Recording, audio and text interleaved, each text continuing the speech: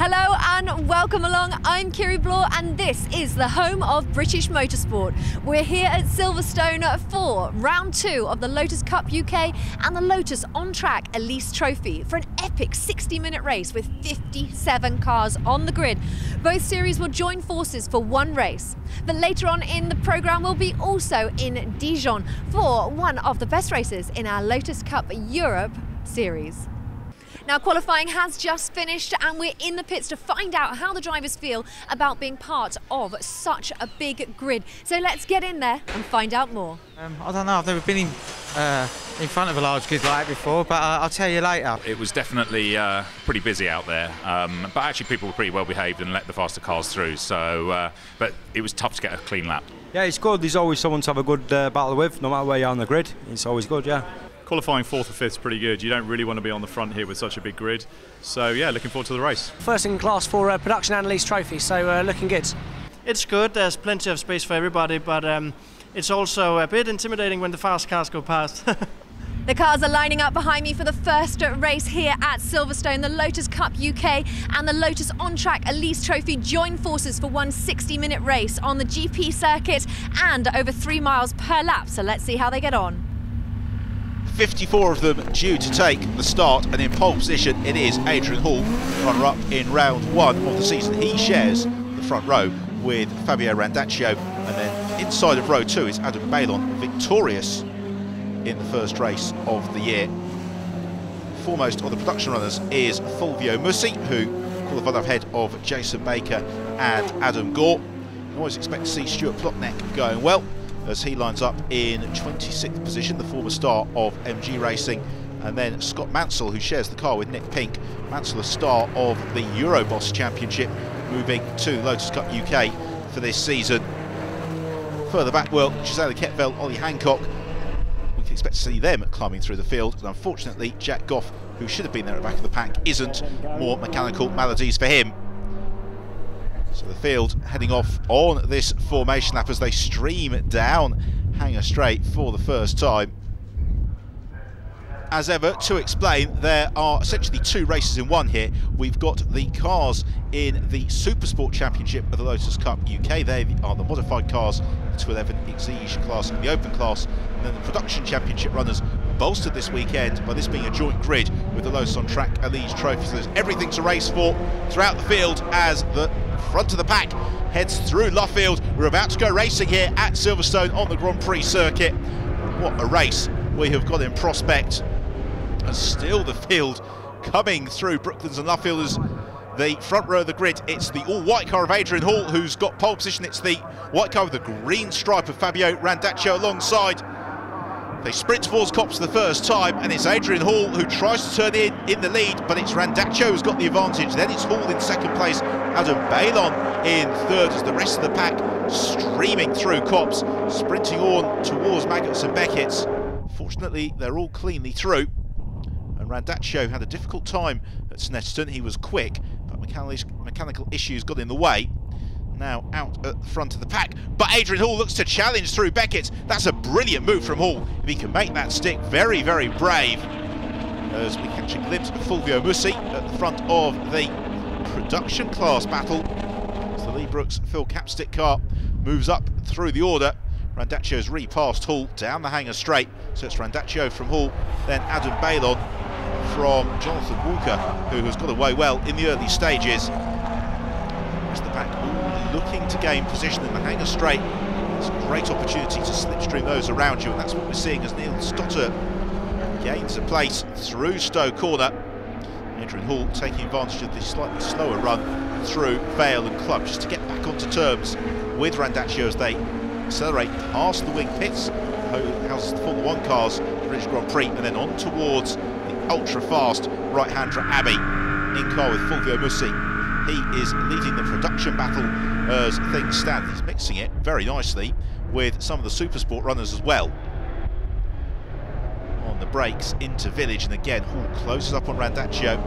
Then we have got the brace of Exige V6 cars next along. Which glimpse of Tom Chataway in his 211, also David Harvey, who was just being passed by Adam Gore.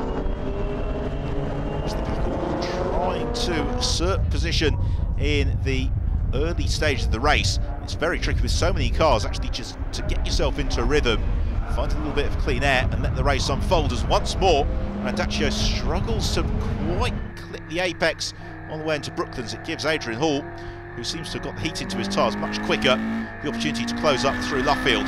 Then Randaccio plants his right foot, moves clear as problems further back. It's the Brooks Capstick car that comes into contact with Martin Wills. Should both recover from there as the race leaders turn through copse. It's a three-way scrap because the two white cars have been joined by the green machine of Adam Balon. Balon, who drove so well at Snetterton at the start of the year, under immense pressure from Adrian Hall to take the victory. Now the boot's on the other foot as recovering back into the race. Have the cars involved in the earlier incident. Randaccio and Hall still very little to choose between the pair of them. Balon just dropping back a little bit through Maggots and Beckett's. So wherever you look, the positions are changing. That's the Ian Fenwick Steve Guglielmi car. Just getting a little bit of ground on the Nick Pink and Scott Batzel machine. Goes back in car with Fulvio Mussi. All arms and elbows, he seesaws at the wheel as he tries to elevate himself up. That's the Marcus Miller Philip Britton car just ahead of him. It's Randaccio, Hall and Balon. They're coming up to the tail of Ryan Savage, and I suspect that's a problem there for Savage because it's far too early in the race for him to be lapped, and indeed he pulls well off the road. So through club once more, and again Adrian Hall homing in on the tail of Fabio Randaccio. And if that's a new name to you, it's because it's the artist formerly known as Chris Randall at the wheel. Changed his name because he hoped it'd bring him better fortunes. And thus far today at Silverstone it's doing just that.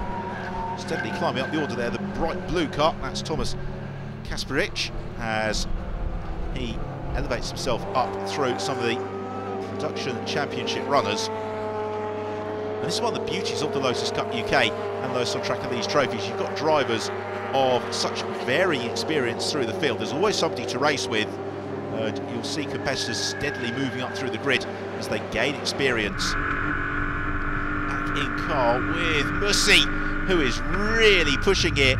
He's bundled up behind the Exige V6 Cup R, and he's going to make the move then on the brakes into Village. Angular angle there from Mussi, and you can see he's got a nice gap over the second place car in production championship. That's Adam Gore. As Craig Denman, then the green car number 65 tries to challenge, doesn't quite squeeze through. They're both in pursuit of Doug Setters. Leaders onto copse again, and Randaccio here, he's just able to work out where his car is stronger than Adrian Hall's, and therefore use the Lotus Europa to very good effect. They've still though got Adam Balon running in close pursuit behind, and Balon thinks about challenging into Maggots, then jink through Beckett's. Such a quick sequence on the Silverstone Grand Prix circuit. The rear spoilers will give them some grip, certainly nowhere near enough for them to be able to take it flat out. So still we've got some of the Supersport runners being pushed along. It's Mateusz Radostock who is taking his turn up behind Douglas Campbell, trying to make his way past another of the Exige V6 Cup R's. Just behind Radostock then you caught a glimpse of Stuart Plotneck. Plotneck, you always see him climbing up the order in these hour-long races. This then the fight for second and third in the production championship battle. They're both in behind Doug Setters as Ryan Savage gets back into his car. I suspect that's to move it to a place of safety. He was quite near to the edge of this track then. There's a spin, unfortunately around goes Clive Willis. Willis finds first gear, rejoins, goes in his way. It's Gore and Denman still side by side, and both of them still behind Doug Setters. As soon as they clear Setters, it's David Harvey in the 340R who's their next target. Doug is a nice, clean, smooth and rapid driver. He's not going to be easy for Adam Gore and Craig Denman to overhaul. They've got a long gap back to the fourth place car in the production battle, Mateusz Radostock. Still the leading trio, very evenly balanced, but thus far we haven't really seen Adrian Hall being in a position to challenge Fabio Randaccio, and Randaccio, an experienced driver, has been successful here at Silverstone in the past in other categories, and he knows exactly what he needs to do to keep Adrian Hall at bay. And And don't forget, this is an hour-long race. They've got a mandatory pit stop they must make at some point in proceedings. And all the leading trio are single driver entry, so they won't change personnel behind the wheel, but they will have to start thinking about pit stop strategy, when they're going to duck in and how that could play out. If we see a safety car, Adam Gore trails a break. He's been able to move ahead of Doug Setters, and that is absolutely crucial in his battle with Craig Denman, who's still just in behind.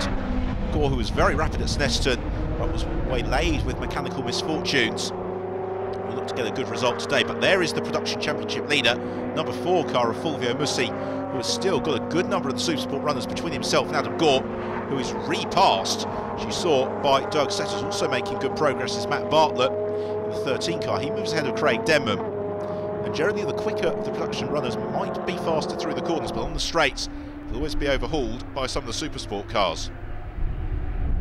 Through Vale once more, Randaccio still being pressurised by Adrian Hall. Hall just can't close in on Randaccio to that extra couple of car lengths that he really needs to start challenging. And if they come onto the straights, that's when Randaccio in the Lotus Europa just able to ease clear. Fulvio Mussi, this is a comforting sight. He's got 3 of now 4 of the Supersport runners between himself and Adam Gore. Gore, though, repassing Matt Bartlett on the brakes into Stowe. And that was nicely judged by Adam Gore. He still keeps Craig Denman in behind him.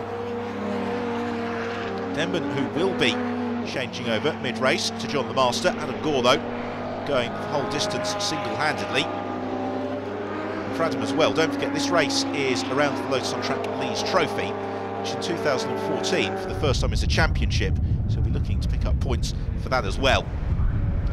While Adrian Hall through Brooklands and Luffolk, that's where he really pressuриses Randaccio as we go in car and on helmet with Adrian Hall through the never-ending right-hander at Luffield, and then accelerating on towards Woodcote, and Hall looks to draw alongside Randaccio here, and this is the best opportunity Adrian Hall has had all race, as he gets right alongside the Lotus Europa as the pair of them sprint into Copse Corner. Who's going to be bravest on the brakes? It is Adrian Hall who takes the lead and moves through past Fabio Randaccio. We have still, though, got an awful long way to go here at Silverstone, which gives us an opportunity to take a break. Join us in a couple of moments' time as the action continues.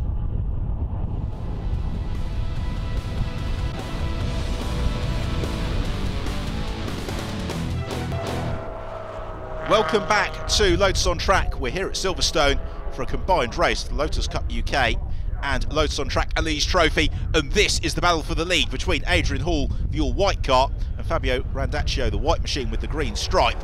Randaccio has led most of the way thus far, but just before the break we saw Hall taking the lead, and now he's doing all he can to maintain it. On the brakes into Vale, you'd expect Hall to probably be a little bit quicker through the slow left-hander than Randaccio. Then Randaccio will build the pace through Club and may look to challenge into Abbey, and that's exactly what is happening. Adrian Hall, though, shuts the door on the exit of Club, then slides the car a little bit as they sprint towards Abbey. Randaccio tries to draw alongside, but Hall covering the line into Abbey very nicely. The white car ahead of your shot is Fulvio Mussi. He leads the production championship race and the Lotus on Track Elise Trophy component of proceedings as well. Behind, as ever, the action is as frenzied as you'd want to see. Wright looking to gain a little bit of ground through Copse Corner. It's such a quick right-hander at Copse. You've got to be right on the limit of adhesion to get the most from it. Unfortunately, that means you can overcook it sometimes as around goes the Perkins car. And a big accident there for Thomas Kasprich, who launches the car into a roll, kisses the tyre barrier. Let's hope he's okay. That was a huge incident for the Exige driver. You can see the roll cage did exactly what it needed to do, though. The bodywork flew off. The structural integrity of the car remained as it should. The rest of the car's busy doing battle. There's Seth Walpole, as ever, to be found in the thick of the action, as the marshals and medical team immediately on the scene of the incident over at Copse. And that is not the sort of place you want to be having an accident like that. It's a very quick corner, particularly on the exit, and I just wonder whether or not we're going to be seeing the intervention of a safety car here, because with the car standing anything else, it's pretty near to the exit of the corner, near the edge of the track, and yes, we do have the safety car out. Let's have another look at it then. We only see the tail end of it, and if there's any consolation, he's in illustrious company because Matt Neal did something very similar in the 1994 British Touring Car Championship at that point of the circuit.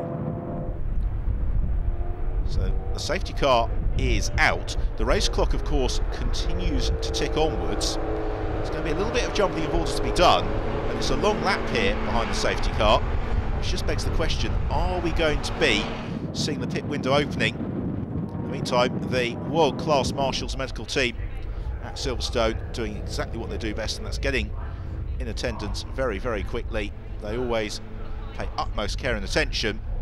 So we're coming to the end of the lap. The pit window, by my admittedly shaky maths, is now open, and let's see whether or not any of them choose to duck in. And that's exactly what Adrian Hall does. He heads into the pits. He's going to serve his mandatory pit stop behind the safety car. I suspect most of them will, because they may lose track position, but they won't lose anything like the time they would if they pitted under the green flag. The same goes, in comes Fabio Randaccio, Adam Bailon, Jonathan Walker, pretty much the entire field. Marcus Jewell as well in his 211. Ken Savage is also into the pits. Right there in the thick of the action is Thierry Bloor.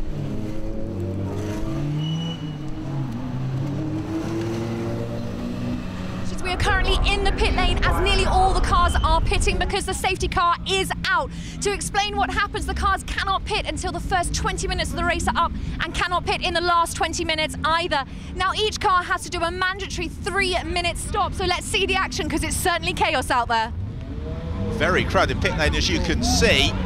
Simon Deacon pulls out into the side of Ken Savage, who in turn was boxed in by the recovering Adam Bailon. This is going to be a little bit of disentangling to be done. Neil Livesey, he's in splendid isolation at the very far end of the pits, so he is able to make his pit stop with a degree of luxury. The same doesn't go for James Little. You can see with 53 cars taking the start just how busy that pit lane is going to be. Well over 50 of them are in. Also see Scott Matson, he is about to take over from Nick Pink, so with the pit stops by and large complete, it's a good opportunity to hear from some of the drivers.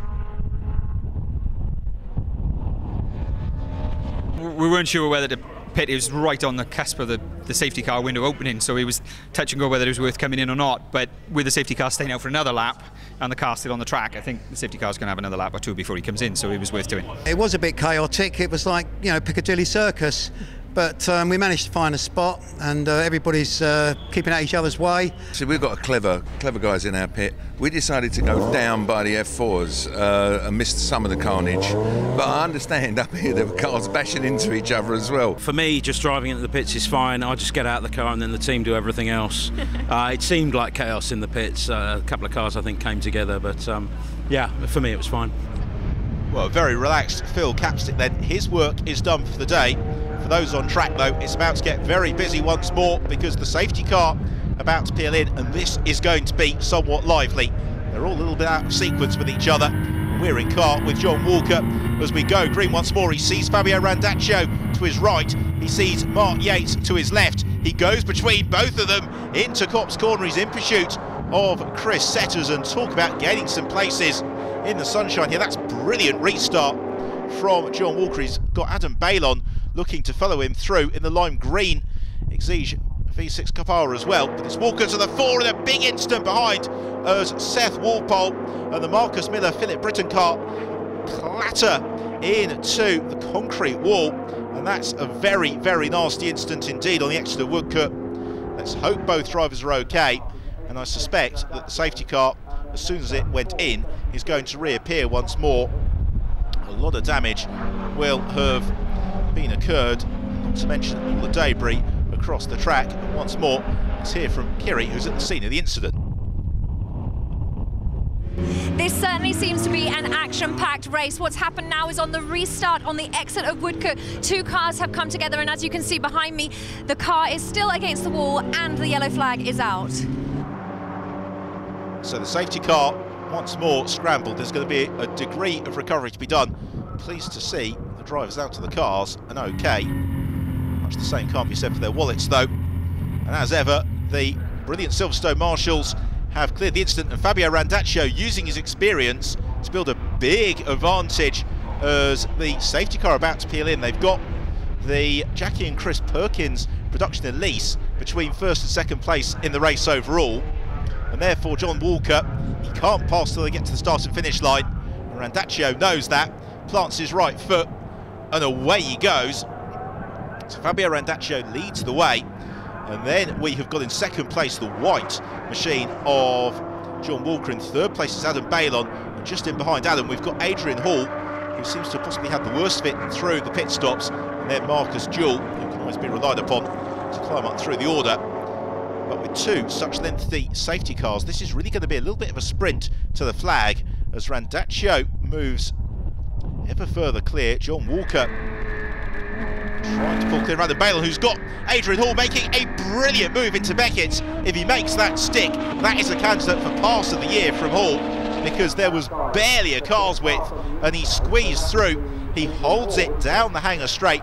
Bailon will look to retaliate as the Lotus Europa of Fabio Randaccio leads the way. And Chris Rell will be thinking, why didn't I change my name sooner?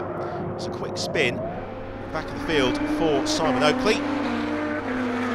Rather puts Oakley's race in the shade as John Walker in second place is being aided here by the battle between Bailon and Hall. The production championship runners swarming down the hanger straight. There's James Little to the head of that queue. He's just clear of Paul Patterson. Certainly Livesey looking to elevate himself up through the order. Still the fight for third and fourth though.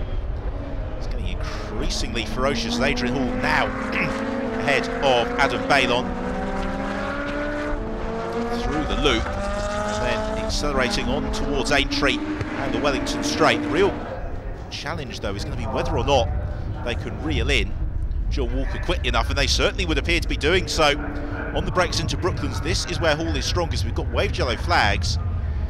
What I know not, except it means that John Walker backs off significantly, and that slips him into the clutches of Adrian Hall, who is underneath the rear spoiler of John Walker as they round Luffield and accelerate on towards Woodcote and into the final lap of the race, which is being led by Fabio Randaccio.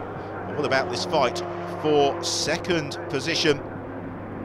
So it is John Walker from Adrian Hall, then Adam Bailon. Just over 3.6 miles to go. Here is the leader of the production championship battle. That is Fulvio Mussi, who has been in command really from the very start of proceedings. So Adrian Hall looking to the inside of John Walker and goes through, repeats the move into Beckett. Now can he carry the momentum out of Chapel Curve and down the hanger straight? That is going to be the challenge for Adrian Hall. Immediately John Walker looks to power his way past the Exige, and Adam Bailon may try and follow through here. On the brakes into Stowe, it's Hall to the inside, it's Walker to the outside, it's Adam Bailon who's boxed in, so the order remarkably remains as it was as they came onto the hanger straight. Into Vale then, and still Adrian Hall doggedly maintaining this second position, doing a very fine job with then Jonathan Walker and Adam Bailon. When is Bailon going to make his move? John Walker though, not the easiest man to overtake. On towards Abbey. About the production championship, well there is Fulvio Mussi, and he is under no threat whatsoever. This has been a fine drive from Mussi. Really has done exactly what he wanted to do. It's going to be points in the Lotus Cup UK, points in the Lotus on Track Elise Trophy. Well, Fabio Randaccio has been and gone. This is the challenge for third place, and Bailon to the inside of Walker. Walker looks to fight back into the loop. Will take the wide entry, try to tighten on the exit. And Bailon knows exactly that that's coming, and therefore is going to be able to maintain the place down the Wellington Straight, because we've still got waved yellow flags into Brooklands. That makes it very difficult for the order to change. And Jonathan Walker shuffled off the podium in the very late stage of the race as around Luffield they all go for the final time. Bailon just needs to plant his right foot to maintain that third place as Fabio Randaccio takes the win in the Lotus Cup UK here at Silverstone. Dominant fashion from Adrian Hall in second place. Adam Bailon completes the podium from John Walker. Thrilling last lap, and then we have got There's them streaking across the line. Simon Deacon, slightly muted race for him, delayed after that incident in the pits with Ken Savage, as Fulvio Mussi is going to claim success in the Production Championship in Lotus Cup UK, but also the Lotus On Track Elise Trophy. Join us after the break for all the reaction.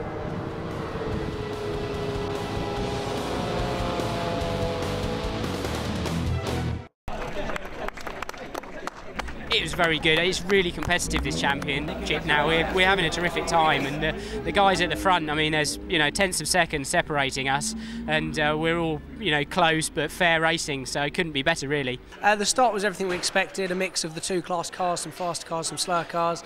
So it was really about keeping the nose clean, keeping the gap between me, Gore, and Jason Baker. Actually, we got our stop done really well, and I was just waiting to go out. I thought I'd give myself a few seconds extra, and stupidly, in that time, John Walker managed to get the jump on me. So I, in fact, slightly lost out on the pit stop due to my own caution. Well, Fabio Randaccio's joy short-lived. A 10-second penalty post-race pitched him down to 4th. It gave the win to Adrian Hall from Adam Bailon and Jonathan Walker. 12th overall was the Production Championship winner, Fulvio Mussi, ahead of Martin Wills and then Ratcliffe and Duncar, which completed the production podium. Well, it was a difficult race and one full of plenty of drama, and post-race penalties also saw Marcus Jewell demoted all the way down to 44th place, a 2-lap penalty for Jewell. For Seth Walpole and Matthias Radstock, disappointment for the pair of them. They were retirees, as was of course Thomas Kasprich after that enormous incident. So 2 races down for the Lotus Cup UK. In the Supersport standings, it's Adrian Hall who leads the way from Adam Bailon and Simon Deacon. In the Production Championship, it's Stuart Plotneck who's the 4 ahead of Anthony Dunn and Stuart Ratcliffe, and then Craig Denman, Chanel Ketvel, John the Master and Richard Hill-Evans. Lotus On Track Elite Trophy, they've had 3 races. It's Fulvio Mussi who leads the way from Adam Gore, who's got Jack Goff snapping at his heels. Certainly made for some interesting racing at Silverstone, but as you can probably tell, we're in Dijon for the Lotus Cup Europe Round 2. So let's get inside and see this weekend's action.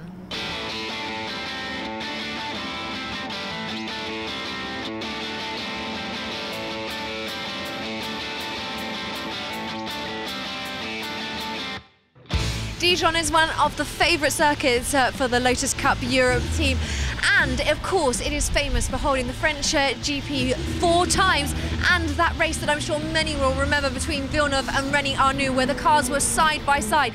This race is certainly going to be exciting, so let's go and find out why the drivers love Dijon so much. It's got the longest straight that we come to, so we really get to test out the cars top end. It's an old Formula 1 circuit, it's nice and fast, there's no chicanes, so it's a really nice circuit. Also, the food is rather good around here.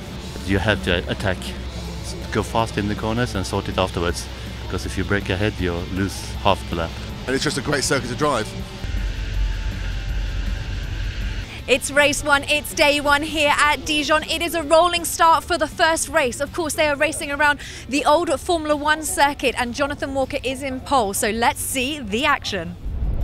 A huge field as ever for the Lotus Cup Europe, and it's John Walker in pole from Gregory Rass. The pair of them have been doing battle for years. Further down through the field, Jean-Pierre Joni-Prache often goes well here. He lines up in 11th place. It's Andrew Wright, who's the head of the production runners from Thomas de Haïb. Dave Carr, he is getting steadily faster. He lines up in 24th place. Yves Kureman in 30th. The case Vers-Lois completing the pack as we get ready for the rolling start here at the former home of the French Grand Prix. You understand why it's such a driver's favourite in Carr, with Philippe Luc looking back from John Walker as the race about to get underway. Will plant his right foot and away we go. It's a good start from Walker, who moves immediately ahead of Gregory Rass as they sprint towards the first turn. Got to brake a little bit earlier than you'd think for it, because the road drops away as the field turn through. Right-hander and then swoop into the section of circuit made iconic back in 1979 between Gilles Villeneuve and Rennie Arnoux. Philippe Luc looking to do much the same, with Nikolaj Ipsen rides over the curbs. Ipsen is there or thereabouts, but I think Loop has just about gained the place as the road suddenly falls away into the left-hander. Then sprint onto this extension to the circuit that was added in the mid-70s to make sure the track retained the French Grand Prix. Culminates in a steep uphill right-handed hairpin. As ever in the Lotus Cup Europe, battles to be found throughout the field. That's why this championship is so popular. And they're all cleaning through these early stages as Jérémy Lourenço, right in the middle of the action. He is tucked up behind Christophe Lisandre. Not dissimilar to 11. Lisandre can always be relied upon for a fantastic paint job. As out front, John Walker leads the way, and at the moment, there's no real answer from Gregory Rass. The battle, though, is for third between Philippe Loop and Nikolaj Ipsen. In Carr with Ipsen. What can he do about Philippe Loop? They come through this absolutely awesome final turn. The road falls away. You think you're going to have a monster accident, then the road rises. Carr finds traction. You sprint down the start and finish straight. And Ipsen using the slipstream behind Philippe Loop. He's got the inside line here. Has he got the bravery on the brakes? Has he got the stopping power? Just about seesaws at the wheel and goes through. From the outside it looks every bit as spectacular as it did from inside Ipsen's cockpit.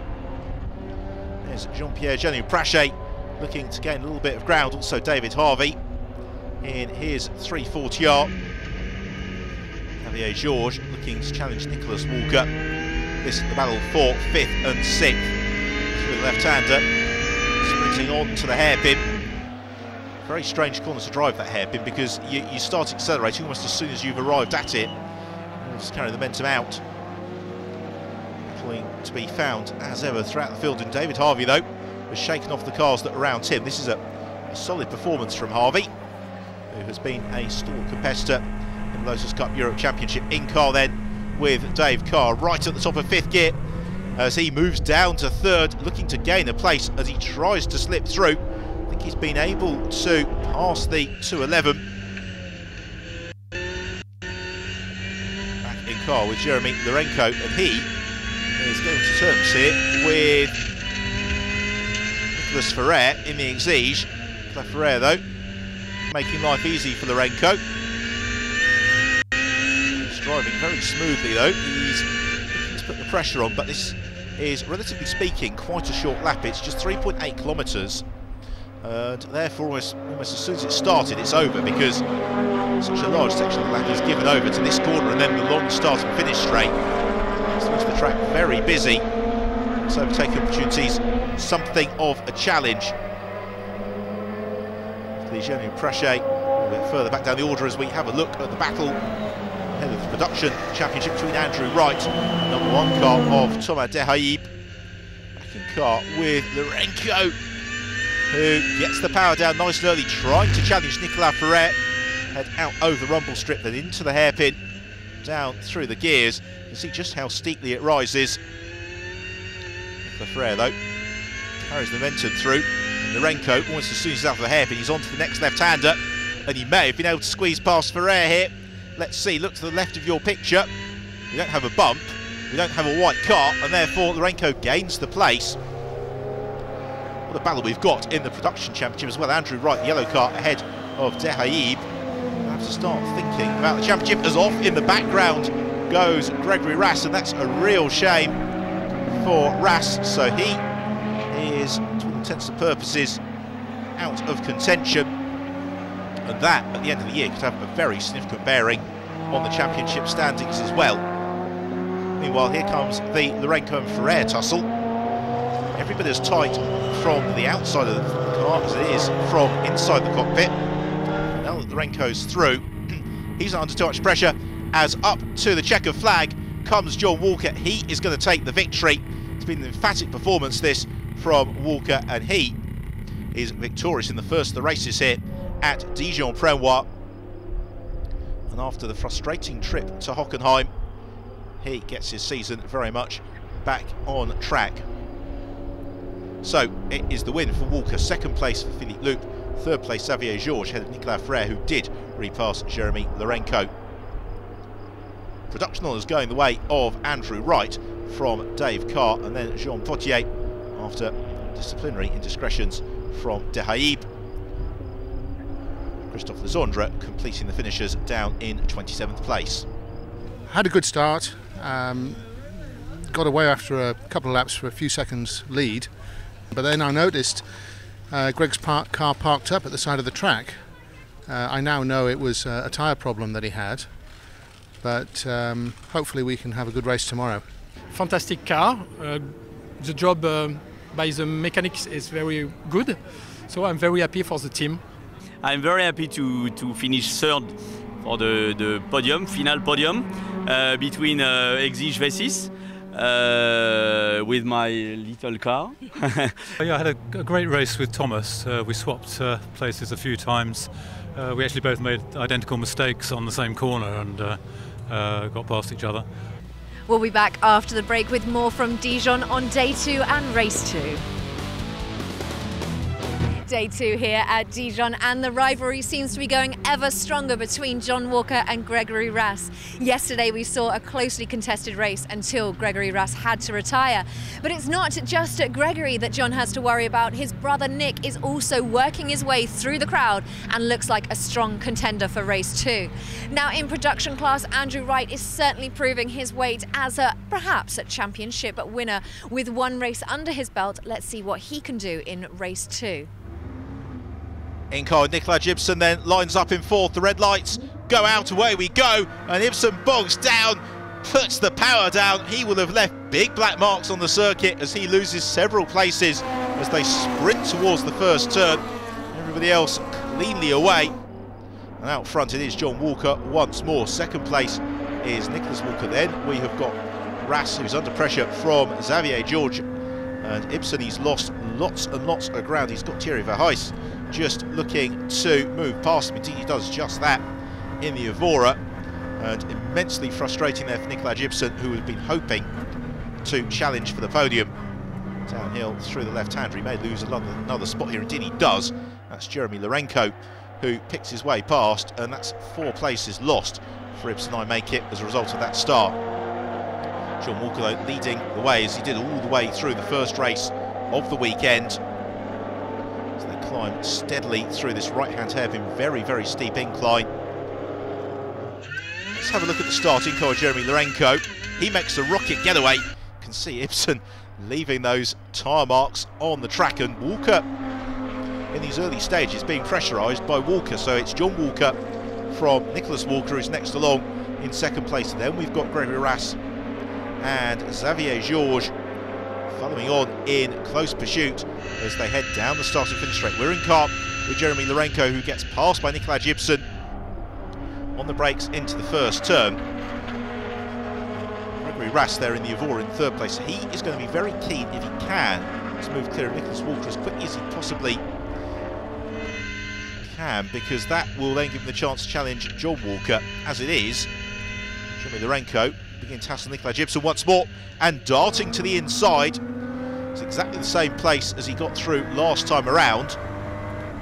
Simpson's answer on this occasion, when there's nothing into the hairpin. You can see Lourenço just squirming on the brakes, and the sky looking ominous through Nikolaj Ipsen's windscreen on that occasion. Meanwhile, in the production class, it's Thomas Dehaib, who is to the fore. There is Dave Carr, the live green machine. He looks to elevate himself up past Cederholm.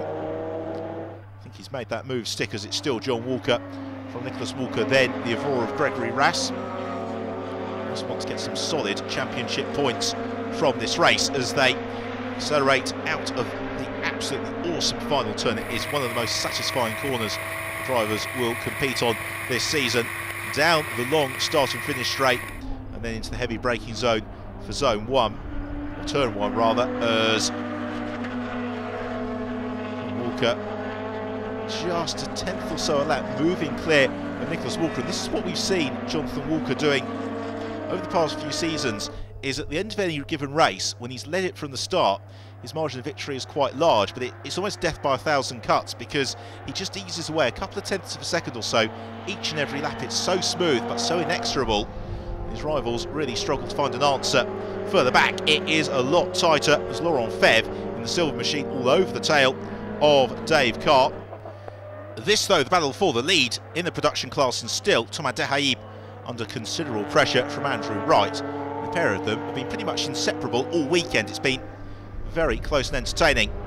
John Walker, though, leading the way and has now built up a reasonably nice buffer. He's getting in amongst some of the traffic.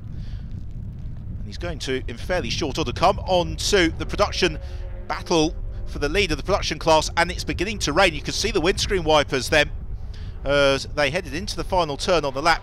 The marshal displaying the slippery surface flag, and we're beginning to see cars slipping and sliding all over the place. Jérémy Lourenço having a huge moment. We've got Nikolaj Ferrer off in the background. Thierry Verhiest is able to pick his way through that. Olivier Cunat exactly the same, but the rain absolutely pelting down now, and it's come on very, very suddenly. Still, Datum and Andrew Wright, though, going at it hammer and tongs for production class honours. Jérémy Lourenço living dangerously as they all look to find some grip. Oh, and going very sideways and gathering up one of the 211s. And in conditions such as this, you've got to be very steady and take things very carefully. That's certainly what Thomas Datum is unable to do. He's got Andrew Wright all over his tail. Let's head into the hairpin. We're in car with Jérémy Lourenço up into the left-hander. All and around we go. And the rear of the car just breaking traction. Lourenço into the gravel trap, just avoids the barrier, but he may struggle to get out of there. A disappointing end to the race for Jérémy Lourenço, or is it? Well, he finds traction, he recovers. Olivier Cunat also has a quick rotation as well in his Exigence V6 Cup R, and he is going to be recovering into the face of the oncoming traffic. And this is an opportunity for some of the drivers to really gain some ground in these late stages of the race as others encounter dramas. Nicola Campini, another one to have problems, as is very briefly Anthony Fournier. John Walker, though, still in command, and it is, to all intents and purposes, looking likely to be another victory here for Walker. He's got a big advantage out front, unlike Datum, who goes into the gravel trap and out of the lead of the production class. Disaster for Datum as he spins up the rear tyres. He may get out of there. The gravel nicely compacted down for him. He does indeed. His chances of victory have all but disappeared. John Walker, though, this has been an emphatic performance, and he takes the checker flag and does the double in Dijon.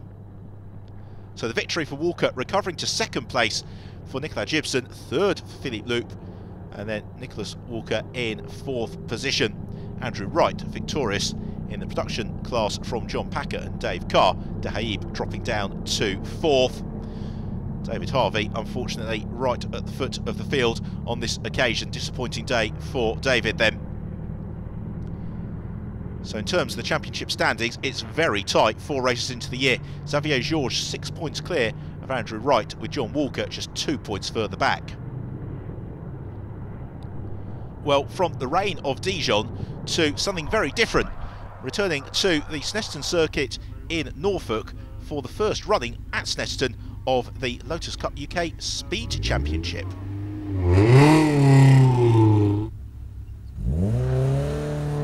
Now, Barry, can you tell us a little bit about the Speed Championships?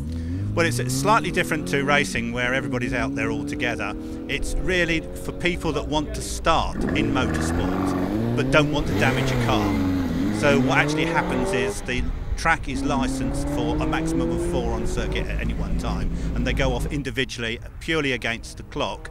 And they have, on today we've got 2 practice runs just so that they get an idea of exactly what they're doing. Then they have 2 timed runs, and the fastest time is the one which goes into the results.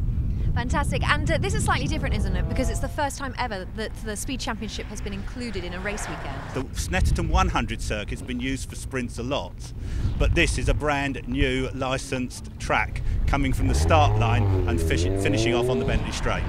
It's competitive, but everybody's laughing, joking.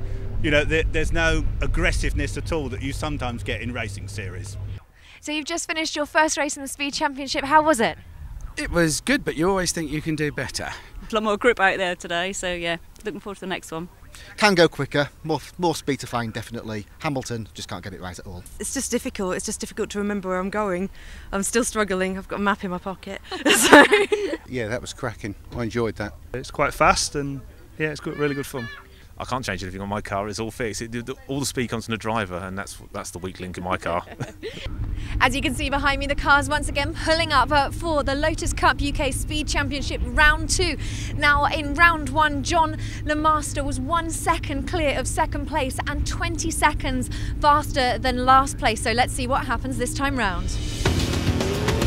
So the day for the competitors in the Lotus Cup UK Speed Championship was 2 practice runs, then 2 timed runs, and it was the best time from either of those runs which gives us the final result.